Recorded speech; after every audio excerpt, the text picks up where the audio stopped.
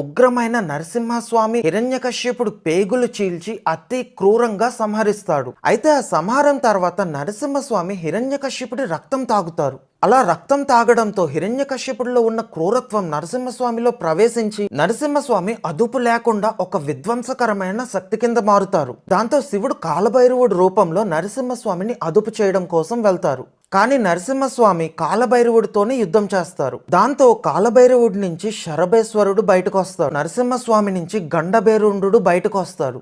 2 తలలు కలిగిన పక్షి రూపంలో ఈ శరభేశ్వరుడు పైన దాడి చేస్తారు. అప్పుడు ఆ శరభేశ్వరుని రెక్కల నుంచి ఒక అమ్మవారి రూపం బయటకు వచ్చింది. కొన్ని వేల సింహాల తలలతో, మెరుస్తున్న నల్లని శరీరంతో, దగదగా వెలిగిపోతున్న కురులతో, రెక్కలు కలిగిన ఒక విచిత్రమైన ఆకారంలో ఉంటారు. ఈ అమ్మవారే ప్రత్యంగిరాదేవి. అలా అవతరించిన ప్రత్యంగిరాదేవి గండభేరుండుని అదుపు చేసి శాంతపరుస్తుంది.